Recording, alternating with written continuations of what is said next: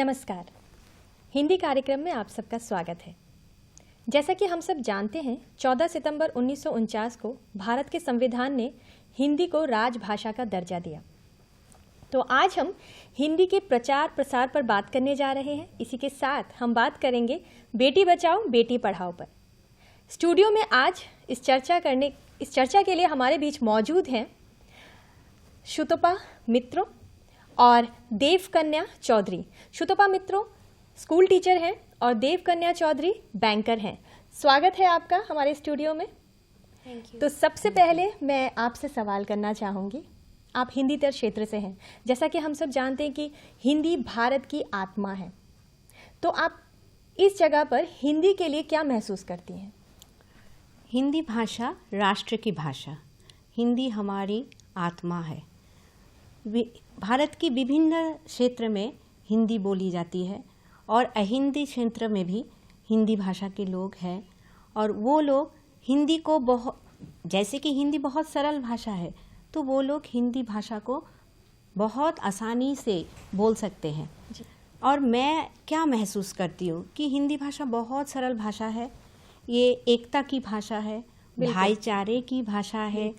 और मैं केंद्रीय विद्यालय की छात्रा हूँ, तो मुझे तो हिंदी बोलना आती ही है, लेकिन मेरे घर में जैसे कि मेरे पापा खुद हिंदी सीखे हैं मेरे से, मेरी मम्मी, जैसे कि मेरे कज़िन जो भाई बहन हैं वो लोग भी मेरे से ही हिंदी सीखे हैं। वो बहुत पसंद करते हैं क्योंकि आजकल जो हमारे दूरदर्शन में जो मूवीज़ जो बाकी चैनल्स में जो फिर कार्टून, ये सब देख के आजकल के बच्चे बहुत जल्दी सीख लेते हैं। और आप एकदम सही कह रही हैं। तो भी मैं आपसे भी यही सवाल करना चाहूँगी कि हिंदीतर क्षेत्र से होकर आपको क्या लगता है कि हिंदी के प्रचार प्रसार के लिए क्या किया जाना चाहिए? जैसे कि देखिए, इन्होंने अभी बताया कि ये केंद्रीय विद्यालय की छात्रा है। वैसे मैं भी एक केंद्रीय विद्यालय की छात्रा हूँ, तो मुझे ऐसे फील होता है कि अगर हम लोग नॉन हिंदी स्पीकिंग स्टेट्स में छोटे छोटे अवेयरनेस प्रोग्राम्स करते हैं स्कूल के बच्चों को लेकर, जहाँ पे हिंदी कोई सब्जेक्ट के तौर पर इंट्रोड्यूस नहीं हुआ है, वहाँ पे हम लोग छोटे छोटे अवेयरनेस प्रोग्राम करके लोगों को बता सकते हैं कि हिंदी क्योंकि हमारी राजभाषा है, सबको जानना चाहिए इनके बारे में, सबको एटलीस्ट नॉर्मली बोलना भी सीखना चाहिए। और लिखना तो अगर स्कूल में इंट्रोड्यूस किया जाए एक सब्जेक्ट के तौर पर, तो मुझे लगता है कि उसको बच्चे सीख भी जाएंगे, उसका प्रचार प्रसार बढ़ेगा। हाँ, किसी भी भाषा को आगे बढ़ाने के लिए उसका पढ़ाया जाना उसकी चर्चा में रहना बहुत ज़रूरी है। बिल्कुल। आप बंगाली हैं, तो मैं ये जानना चाहूँगी आपके परिवार में हिंदी बोलने वाले यानी कि बच्चों से लेकर बूढ़े तक जो हैं, क्या वो हिंदी बोल सकते हैं? और अगर हाँ, तो कैसे सीखी उन लोगों ने? हाँ, जैसे कि मेरे बेटे बेटी, ये इनको तो हिंदी आती है क्योंकि मैंने जो उनका जो सेकंड लैंग्वेज है हिंदी में ही डाला क्योंकि मेरे को हिंदी आती है जी। और मेरे जो घर में जो ससुर है, बुजुर्ग जो हैं और मेरे जो पति देव है, वो तो टीवी के सीरियल फिर मूवीज़ ये सब को देख के उनको बहुत जल्दी, दूरदर्शन में तो बहुत कुछ प्रचार प्रसार होता है ना तो हिंदी में, तो ये सब देख के और फिर विज्ञापन है भी, हिंदी में भी तो विज्ञापन है, इंग्लिश में है, बंगाली में, ये सब को देख के उन लोगों को बहुत अच्छे से। बुजुर्गों की जैसे कि आपने बात की, एक समय ऐसा था ना कि दूरदर्शन में ही सारे सिनेमाज जो हैं हम लोग जो देख पाते थे, और जो जैसे कि रामायण महाभारत दूरदर्शन द्वारा ही प्रचारित होता था, तो उसके माध्यम से बहुतों ने हिंदी सीखी है। और रामायण महाभारत का इसमें एक बहुत बड़ा रोल है। बिल्कुल, बहुत बड़ा रोल है, बहुत बड़ी तो हमारी एपिक है, तो बड़े बुजुर्ग तो ये सब देखेंगे, उनको बहुत पसंद था। तो ये सब देखते देखते ही उनको ये सब हिंदी बोलना अच्छे तरह से आ गया। रामायण महाभारत से जो मुझे याद आता है, मैं आपसे जानना चाहूँगी, जैसे कि इंटरनेट है, आज के समय में इंटरनेट है, सिनेमा बोल सकती हैं आप, एडवर्टाइजमेंट है, और जो इसे कह सकते हैं कि टीवी सीरियल्स, इन लोगों की क्या भूमिका रही, कितनी रही है कि आज हिंदी की चर्चा, हिंदी का प्रचार प्रसार आम जनता में, खास करके उन जगहों पर भी जो कि हिंदीतर क्षेत्र हैं, वहाँ पे बहुत ज़्यादा हो चुकी। तो इस बारे में आप क्या कहना चाहेंगे? आजकल की जो एक्चुअल नॉर्मल जो ट्रेंड चल रहा है, उसमें बड़े से लेकर छोटे बच्चे तक सब टीवी के साथ चिपके रहते हैं। तो उसमें हम लोग सीरियल्स, जो घर की महिलाएं हैं वो लोग जी। वो लोग सीरियल्स देखते रहते हैं और फिर उनसे उनको हिंदी समझ में और बोलने में भी बहुत आसानी हो गई। फिर दूसरी तरफ बच्चे पूरे दिन कार्टून, छोटा भीम, ये सब तो है। छोटा भीम ने तो बहुत अहम भूमिका निभाई है बच्चों को हिंदी कार्टून्स सिखाने में, में। हाँ, स्कूल से भी ज़्यादा मुझे लगता है, क्योंकि वो लोग जब स्कूल जाते हैं उससे पहले वो लोग छोटा भीम देखते हैं जी। उसी से उनको बहुत ज़्यादा हिंदी के बारे में पता चल गया और बोलना भी आ गया उनको। तो मुझे लगता है कि ये तो है, और ऊपर से हम लोग इंटरनेट और सोशल मीडिया में, जैसे कि नॉर्मली फेसबुक, ट्विटर वगैरह में हम लोग देखते ही है कि बहुत सारे ऐसे पोस्ट हमको दिखने को मिलते हैं कि जहाँ पे हिंदी में लिखा हुआ हो, तो उसी से लोगों को इसमें भी आसानी से हिंदी का प्रचार हो रहा है धीरे-धीरे। इसमें हिंदी फिल्मों के गीतों ने हाँ, वो कि तो बहुत बड़ा रोल प्ले किया है। वो बिल्कुल, ये बिल्कुल। मतलब इसको बिल्कुल, बिल्कुल। एकदम अलग नहीं किया हाँ, जा हाँ, सकता है। हाँ, तो आपको क्या लगता है हिंदी फिल्मों के गीतों के बारे में, आप क्या कहना चाहेंगे? हिंदी फिल्मों के गीतों में क्योंकि जो देखिए आजकल मतलब हम जैसे हमारे बंगाली समाज में बोलिए या जो दूसरे भाषा वाले जिनकी भाषा हिंदी नहीं है या मातृभाषा हिंदी नहीं मातृभाषा है, नहीं लेकिन वो हिंदी गीतों को सुनना ज़्यादा पसंद करते हैं। आप किसी ओकेशन में चले जाइए, किसी भी शादी ब्याह हो या कोई भी ओकेशन हो या पूजा वगैरह हो, लेकिन वहाँ पर अगर गाने बजते तो ज़्यादातर देखा जाता है बॉलीवुड हिंदी गानों की songs। डिमांड हाँ, होती है। बॉलीवुड सर, हाँ, बिल्कुल। बॉलीवुड सॉन्ग्स की बहुत ज्यादा बिल्कुल, वो सब तो बॉलीवुड सॉन्ग के पीछे ही पड़े हाँ, रहते हैं। एकदम, हाँ, एकदम। नहीं ऐसा नहीं है कि दूसरे भाषा के जो गीत है, गीतों को संगीत नहीं है, सुना जाता। हाँ, नहीं सुना जाता या इसमें कोई मधुरता नहीं है, ऐसी बात नहीं है। लेकिन फिर भी जैसे कि हिंदी भाषा की बहुत चाह है, हिंदी भाषा की मूवीज ज्यादा देखते रहते, चलचित्र ज्यादा देखते रहते हैं सभी, वैसे ही हिंदी गानों की आजकल आगे भी इसका बहुत वो था, पहले, हाँ। हाँ, पहले भी अभी भी चलन था। मैं था, और एक हाँ। चीज़ ऐड करना जी। चाहूँगी, क्योंकि मैं एक बार मॉरिशस गई थी घूमने। तो अच्छा। वहाँ पे मैं बस से जा रही थी, उनके लोकल बस से। तो अचानक मुझे सुनाई दिया कि वहाँ पे हिंदी गाने बज रहे थे बस में।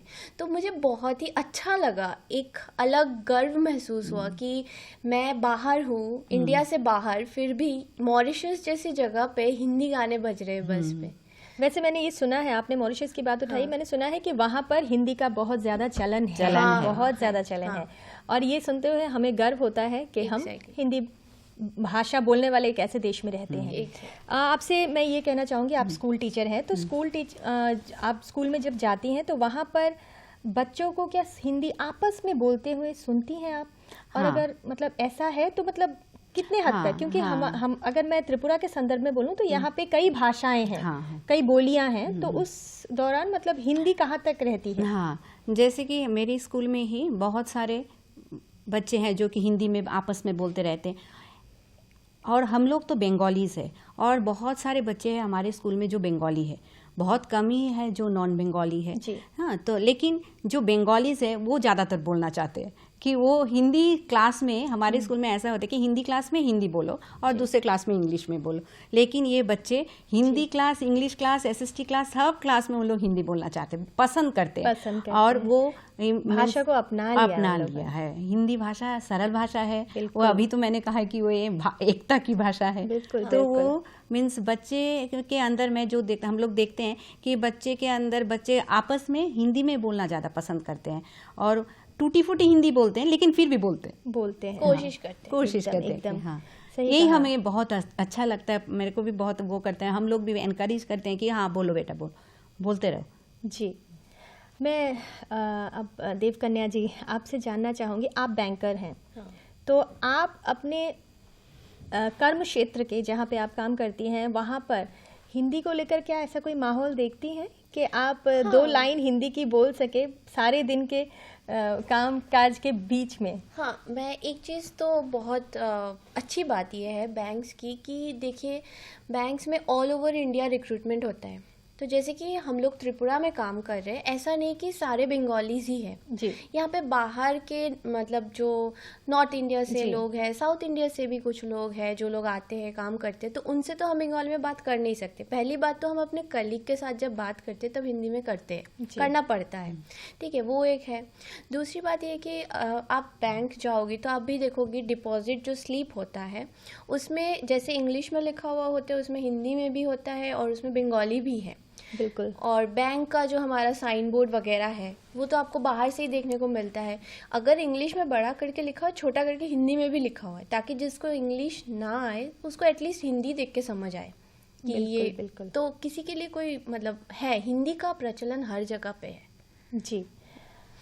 ये गैर सरकारी और सरकारी संस्थानों में कह सकती हैं आप, स्कूलों में कह सकती हैं, आपको क्या लगता है कि हिंदी ने मतलब हिंदी को बढ़ावा देने के लिए उन लोगों का कितना योगदान रहा है? खासकर मैं सरकारी और गैर सरकारी दोनों स्तर पर जानना चाहूँगी। हाँ, गैर सरकारी सरकारी सभी में, जैसे कि सरकारी ऑफिस में बोलो, स्कूल में बोलो, हाँ, आगे तो हिंदी का कोई प्रचलन नहीं था।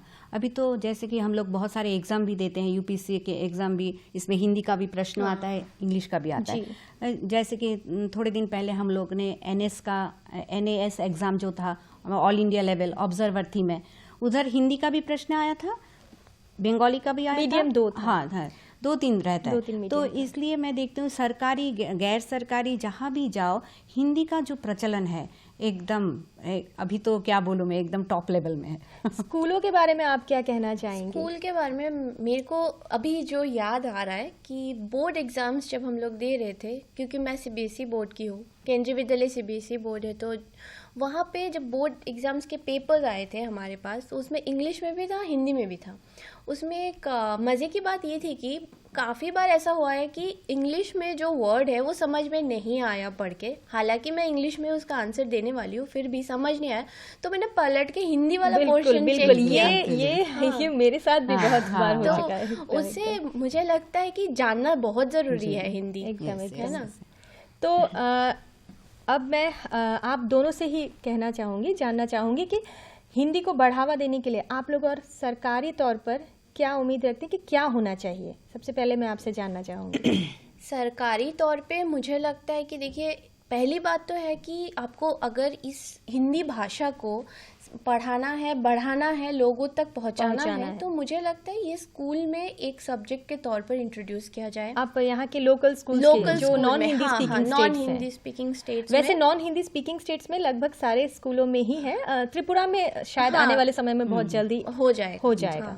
तो वो चीज़ बहुत ज़रूरी है, ताकि बच्चे जब स्कूल जाएंगे तो मुझे लगता है बच्चों के साथ साथ उनके माँ बाप भी पढ़ते ही है, तो उसमें माँ बाप का भी हो जाएगा हिंदी का एक ट्यूटोरियल बच्चों के साथ साथ। और गैर सरकारी तौर पर आप क्या कहना चाहेंगे? गैर सरकारी तौर पर जैसे कि हम लोग कुछ ऐसे भी हैं जो जिनको हिंदी नहीं आती है, तो उसके लिए हम लोग सेमिनार कुछ जैसे कि प्रतियोगिता भी रख सकते हैं स्कूली तौर पर। हाँ, स्कूली तौर पर। और ये सब हम लोग जैसे डिबेट कंपटीशन, फिर निबंध कंपटीशन, ऐसे। क्या ये कॉलेज और यूनिवर्सिटी लेवल पर भी होता है? हाँ। और जैसे कि हमारे स्कूल में हम लोगों ने हिंदी दिवस के उपलक्ष्य में 1 हफ्ता से हम लोग ने हिंदी पखवाड़ा का आयोजन किया है। हम लोग ने बहुत अच्छे से वेबिनार किए थे, तब हम कोरोना के लिए हम लोग कोविड के लिए हम लोग वेबिनार किए थे, तो बहुत अच्छा मीन्स हम लोग रिस्पॉन्स हम लोगों को मिला था। तो इससे हमें पता चलता है कि हाँ, जिनको हिंदी नहीं आती वो भी बहुत ही इंटरेस्टेड है कि हिंदी को कैसे सीखा, और हिंदी को सब अपनाना चाहते हैं। हिंदी भाषा ही ऐसी है, बहुत ही सरल और एकदम क्या बोलूँ, राष्ट्रभाषा, एकदम राजभाषा हिंदी। और ये सम्मान हर क्षेत्र, भारत का हर राज्य और वहाँ पे रहने वाले जो आम जनता, वहाँ पे रहने वाली आम जनता ये सम्मान हिंदी को देती है, ये समझ में आता है। बिल्कुल। तो अब हम चर्चा पर आ रहे हैं, बेटी बचाओ बेटी पढ़ाओ। तो यहाँ पर 3 बेटियाँ भारत की बैठी हुई हैं। तो सोशल मीडिया पर कुछ दिनों पहले एक खबर बहुत तेज़ी से वायरल हो रही थी कि भारत में जो लिंग अनुपात है वो प्रति 1000 पुरुषों पर 1020 महिलाओं का हो चुका है। यानी कि अभी महिलाओं की दर बढ़ चुकी है। जी। तो ये खबर सुनने के बाद आपका क्या रिएक्शन था? मुझे बहुत खुशी हुई। ये तो मतलब ये एक साइन है कि हम एक्चुअल में प्रगति की ओर बढ़ रहे हैं। तो मैं ये जानना चाहूँगी कि क्या अभी हमारे भारत जैसे देश में लिंग को लेकर किसी तरह का भेदभाव पहले था? हाँ। है अभी भी कुछ हद तक? कितना हद तक अब कमा है? कमा तो है, ये तो मानना पड़ेगा। वो तो हमें पता ही चल रहा है, देख के स्टैटिस्टिक्स से पता चल रहा है। मुझे लगता है कि अभी लोग जितने मतलब लिटरेसी की ओर आगे बढ़ रहे हैं, उतना ये सब कम होता जा रहा है। ये जो भ्रम लोगों के मन में था कि एक लड़का ही सब कुछ कर सकता है, एक लड़की नहीं, लड़की बोझ होती है, ऐसा अभी धीरे धीरे कम होने लगा है और आगे के दिनों में और भी कम होता हुआ दिखेगा। जी, लेकिन इसके लिए बहुत ज़रूरी है कि पढ़ाई लिखाई का, यानी कि बिल्कुल आपने जो कहा लिटरेसी रेट की बात की, इसका होना बहुत जरूरी, ताकि लोग अवेयर हो सके कि भाई लड़का और लड़की में किसी भी तरह का भेदभाव है, वैसा कोई भेदभाव नहीं है। तो मैं जहाँ तक मैंने सुना है, आप दोनों ही सिंगल गर्ल चाइल्ड हैं, तो सिंगल गर्ल चाइल्ड होने के नाते मतलब परिवार में आपको किस तरह की सहूलियत मिलती थी, या आप किस तरह की कह सकते हैं कि वो स्तर आप किस तरह से देखती थी खुद को? जैसे कि मैं सिंगल चाइल्ड हूँ, मैंने कभी महसूस नहीं किया कि मम्मी पापा की बोझ हूँ मैं।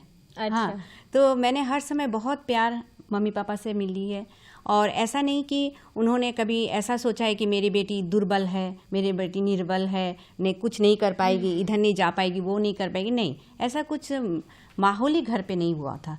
और मैंने सबसे बहुत ही प्यार, और हर समय मैं अपने मम्मी पापा को गर्वान्वित करती थी कि कुछ ऐसा करो। जैसे ऐसा नहीं कि एक बेटा ही कर सकता है, मेरे हर समय मेरे मम्मी पापा कहते थे कि बेटा भी कर सकता है, बेटी भी कर सकती है। तो बेटा बेटी में कोई फ़र्क उन्होंने नहीं किया था। तो मैं तो बहुत अपने मम्मी पापा के ऊपर भी बहुत आभारी हूँ, वो भी मेरे ऊपर गर्वान्वित है कि, और मेरी भी बेटी है, मैं चाहूँगी कि उसको मैं ऐसे बड़ी करूँ कि ताकि वो भी हर समय ये बोले कि नहीं, मेरी मम्मी ने कभी फ़र्क नहीं महसूस किया बेटा बेटी में। बिल्कुल, बहुत अच्छा। आप क्या महसूस करती हैं? मुझे पूरा सपोर्ट मिला है। जैसे कि इन्होंने बताया कि कभी फील नहीं हुआ कि हाँ मैं बेटी हूँ तो मुझे मतलब मेरे मम्मी पापा की चाह मतलब एक बेटा हो, ऐसा कुछ कभी फील नहीं हुआ। फुल सपोर्ट, जो भी मैं करना चाहती थी सब हर चीज़ों में उन्होंने मुझे सपोर्ट किया। आज मैं जो भी हूँ, जहाँ पे भी हूँ, उन्हीं के चलते हूँ। तो ये तो मतलब ऐसा ही मैं चाहती हूँ कि हर किसी के माँ बाप ऐसे ही सोचे, तभी जाके समाज में और भी चेंजेस आएंगे। समाज में एक तरह की मान्यता व्याप्त है कि लड़के वंश को आगे बढ़ाते हैं, तो इस दौरान क्या होता था, ये जो सोच जो है लोगों की, वो कभी कभी इस तरह के आप कह सकते हैं कि कन्या भ्रूण हत्या करने पर भी मतलब लोगों को उस हद तक ले जाती थी। तो इस बारे में आपको क्या लगता है, कहाँ तक अब वो मान्यता कहाँ तक कम हो रही है, ये सोच कितनी बदल रही है लोगों की कि नहीं लड़के वंश को आगे बढ़ाते हैं या नहीं, वो अलग बात है, लेकिन अब लड़कियों को लेकर किस तरह की सोच लोगों के अंदर, माता पिता के अंदर विकसित हो रही है? देखिए, पहले तो ऐसी चिंताधारा लोग करते थे कि एक लड़की बोझ होती है, लड़की पराया धन है, ये सबसे बड़ी चीज थी। और सबसे बड़ी बात है कि शादी को लेकर दहेज ये तो सबसे बड़ी बात थी। सबसे बड़ी बात थी कि एक लड़की की शादी के लिए हमें बहुत पैसा जमा करना पड़ेगा और फिर जाके इसकी शादी हो पाएगी। अभी जो है कि एक लड़की पढ़ी लिखी जब हो जाती है तब उसके दहेज की चिंता उसके माँ बाप क्या नहीं होता है, फिर वो खुद ही अपना सब कुछ कर सकती है और दहेज मांगने वाले भी डरते हैं। अगर लड़की खुद ही पढ़ी लिखी है और एक नौकरी शिक्षित है अगर और आत्मनिर्भर है, आत्मनिर्भर होना बहुत जरूरी है। तो इस ऐसे ही धीरे धीरे कम होता जाएगा, जैसी लड़कियां आगे बढ़ती जाएगी। हर एक क्षेत्र में लड़कियां आज आगे बढ़ रही है। जी, तो आप स्कूल में पढ़ाती हैं, तो वहाँ पर लड़कियों की जो मतलब आप कह सकती हैं कि उपस्थिति का जो दर है वो आप कितना देखती हैं? पहले तो इतना नहीं था, लेकिन एक समय ऐसा था कि स्कूलों में लड़कियां जाती नहीं थी, लड़कियों को भेजा ही नहीं जाता था। तो लड़कियों को तो कभी ऐसा हुआ कि तो उनका काम ही है घर का काम करो, हाँ तो लड़कियों को भेजा ही नहीं जाता। लेकिन ये जो लोगों की दृष्टिभंगी है जो कि नहीं लड़की लोग नहीं जा पाएंगे, ये सब अभी नहीं है। अभी हमारे स्कूल में भी देखा जाता है कि बहुत सारे लड़कियां बहुत अधिक मात्रा से उपस्थित रहते हैं स्कूल में। जी बिल्कुल। मैं जैसे कि आप अभी थोड़ी देर पहले बता रही थी कि ये जो लोगों के अंदर मान्यता है कि वंश को लेकर, लेकिन अभी वो बहुत हद तक बदल रही है, कम हो रही है। तो लड़कियों का शिक्षित होना बहुत ज़रूरी है, क्योंकि एक शिक्षित महिला ही शिक्षित आने वाली पीढ़ी को शिक्षित कर पाएगी और आने वाले समाज को शिक्षित बना पाएगी। तो इस बारे में आप कहाँ तक सोचती हैं? क्या आपको लगता है कि लड़कियों की जो लिटरेसी रेट है वो बढ़नी चाहिए बहुत ज़्यादा? जरूर। मतलब किस हद तक? ये देखिए, एक चीज़ हमें समझना होगा कि अगर हम एक लड़की को आज शिक्षित बनाते हैं, वही लड़की एक बहू बनेगी और वही लड़की एक माँ बनेगी।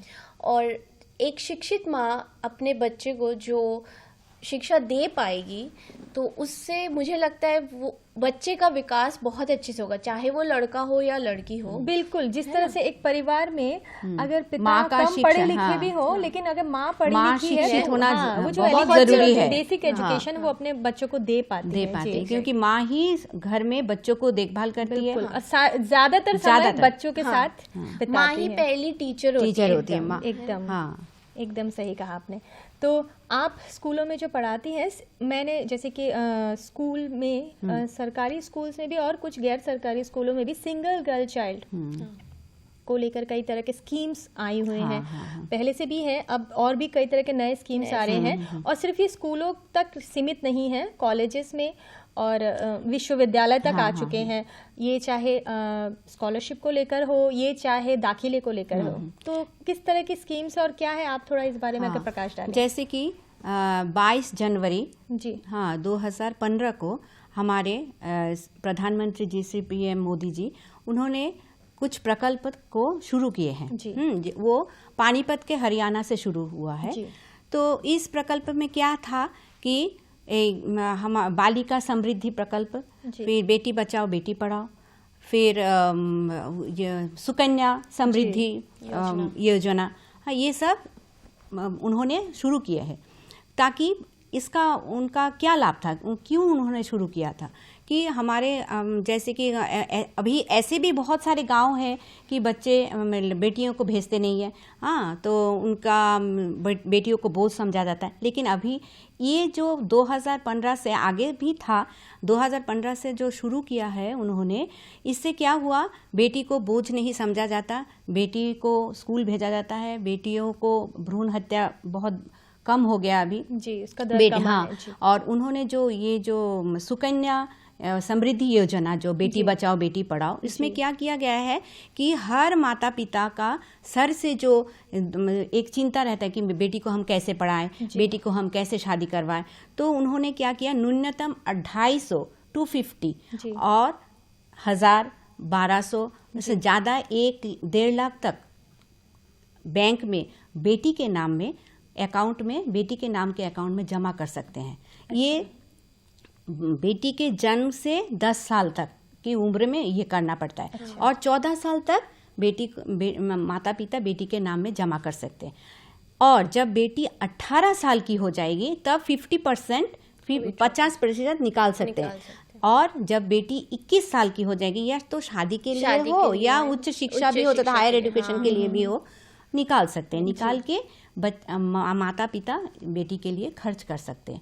वैसा ही बालिका समृद्धि योजना, इसके बारे में बताइए।